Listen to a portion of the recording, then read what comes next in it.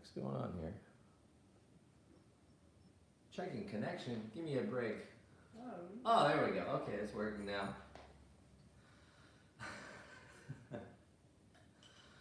Sorry, we're having a little bit of technical difficulties. Thank you for joining me again this morning. We are, I guess this would be day 5 of our Primal Reset. By now we've covered breathing, vision and vestibular system.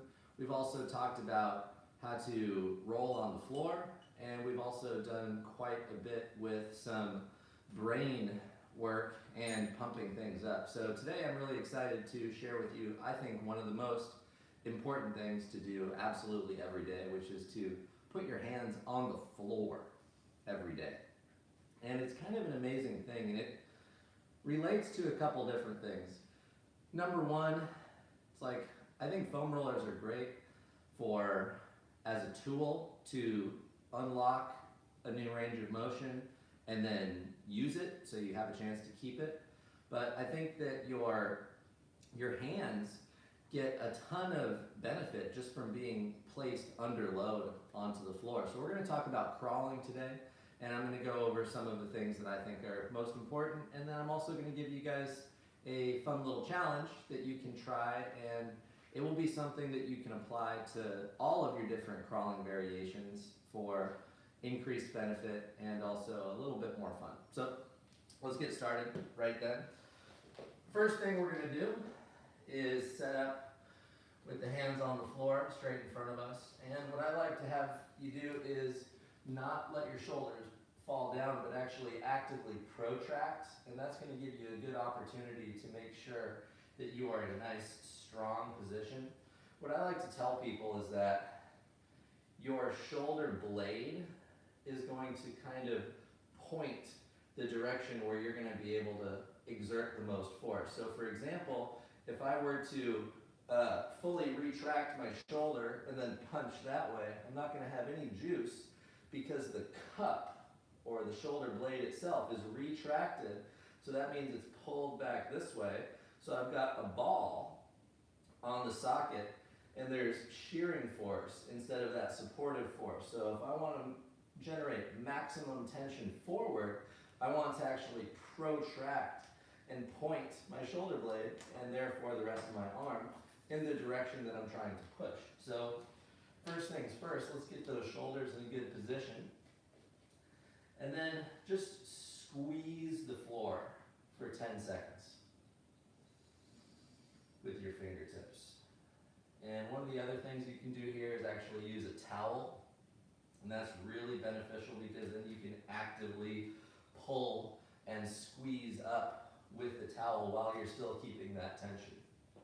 And then one level up from here, just in this basic position, is to lift those knees up so you're increasing the amount of load. And then from here, I go over this a lot more in my Simple Shoulder Solution program, but you want to gain ability to move your shoulder blades under load. So you don't want to just be here all the time. You want to be able to articulate your scapula in a full circle at a variety of different angles.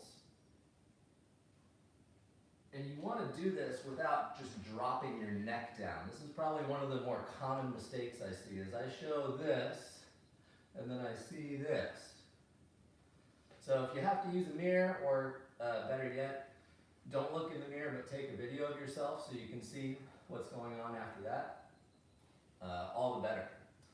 Next thing we're going to go over is for the hands, and I showed you guys this a couple days ago, pushing in and lifting up this way. Well, now what's going to happen is we're going to get a nice circular pattern from here. And you'll notice we haven't done any crawling yet, but that is coming. And the more strength you gain, the more you can lengthen out your lever while you do these wrist circles. And this is hugely beneficial, and it's one of those things, let me be super clear about this. Doing this every day or even multiple times a day at a lower intensity is really the only correct way to do it. And I feel super hesitant being so absolute, but the tissue, the stuff in your wrists takes time, and it's really small. So if you just start throwing rocks at it, it's gonna totally mess you up. So make this part of your daily routine rather than thinking this is going to be like a quick fix. Although I will say this, that just giving a little bit of attention to the wrists, hands, and shoulders specifically can be an absolute game changer. All right, back on to more interesting things. So once we have this good position, I like to also disassociate by doing some elbow pivots. And we're just priming the movement. Keep that good squeeze onto the floor. There are a lot of good strategies for how to place your hand onto the floor. And depending on who you study, whether it's acrobats or break dancers or people who are just specific hand balancers, you may see something with like a mound or a bridge created. So they actually have like a little, like a dome that they create. It looks kind of like that, if you can see on the background there. You're gonna have to play around with that. I even had a friend of mine named Tony who did handstands like this. So his middle knuckles here would be bridged all the time, and so there was a dome here but not over here. So play around with that. I think it's good to be able to spread your hands out nice and wide and still be able to maintain tension there. So we're going to start like this. We're just going to pump in and out of that crawl position. And if you're working on any of those ultimate athleticism progressions, this is a good place to work on your L pull-throughs or planche leans.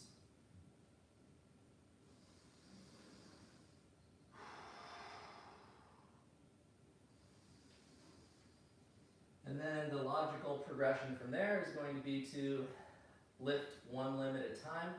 And this looks a little bit like that quadruped diagonal or bird dog exercise. Of course, you can just do that from the crawl position itself. And just getting really comfortable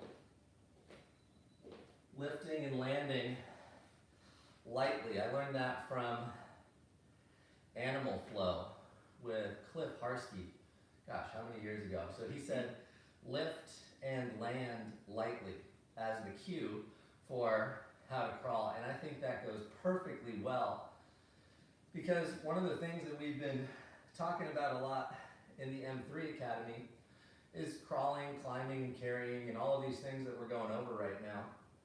And my friend Anders has referred to this kind of crawling right here as cat crawling. And I really like this distinction the more I think about it, because I used to always just say, oh, well, that's a crawl, and then, you know, this is a bear crawl. But really, the intention that you take when you're going into the movement by calling it a cat crawl is going to be very different. And it looks a little bit more like you're ready. You know, I was thinking, watching some like wrestling videos the other day, and you know, if they're here, they're very aware of what's going on. And that actually leads us to one of the challenges I have for you today, based on what kind of crawling you're going to be doing, and that's to take a light ball and pass it from one hand to the other while you're in a crawl. So of course, I should say of course, you want to be able to strongly position yourself in a tripod position before you even attempt this, and you want to be able to get those eyes and head moving around.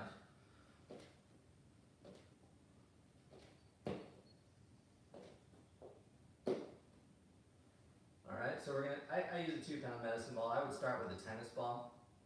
And the deal is, we're starting from our nice cat crawl position, and we can go transition through one of my favorites, thoracic bridge, into a crab position,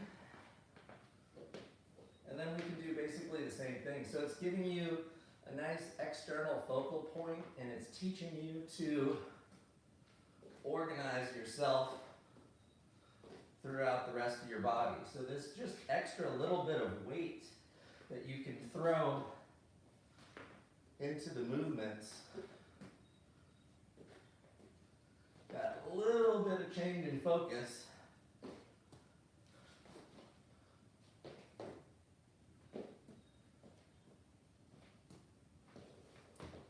So to recap, crawling is about consistency, so do it every day. It's about lifting and landing lightly. You want to think that every step you take, every contact you make with the ground has a cost. And if you are organizing your body and joints in a way that is cooperative, it's going to have an evenly distributed cost. And I've been playing a lot of tennis, and I think about that. You know, every time you swing, every time you change direction, there's a maximally efficient way that you can do that, and there's also a maximally inefficient way you can do that. And the reality is, the more of those very inefficient ways you do any of these dynamic movements, the fewer of them you're going to be able to do in your life. And that's something that we would like to avoid. We want to be able to keep doing these as we get older, no matter what age. So think about lifting and landing lightly. I want you to try to be very athletic as you're doing any crawling. And any of this crawling is really the perfect opportunity to work on upper body pushing exercises. So if you're categorizing this a la ultimate athleticism, what you want to think of is upper body push and a little bit of core as well. So upper body push and core, and then regardless of which of the crawling positions you're in, you have all these different opportunities to train any kind of interesting range of motion throughout that crawl. And you know, the purpose of these videos is not to give you advanced strength techniques. It's really to give you a foundation, and you can make this as advanced as you want. And so, once again, we're going to make sure we prep. It's gonna be really important. Do it every day, and then challenge yourself by adding an additional element that you have to bring your vision and awareness to dynamically, so you can get close to agility, but it's really not quite agility. Agility is about reacting to something else. So if you have another person, all the better. If you guys have any questions, please leave me a comment. And if you really enjoyed this, I do strongly recommend the M3 Academy. And I will see you guys tomorrow at 7-Eleven. Now, go do it. And if you didn't see the videos from before, go back and watch those videos, because that's the best we got. That's good stuff. So go check those out. Do them every day. See you tomorrow, 7-Eleven. Thanks, everybody.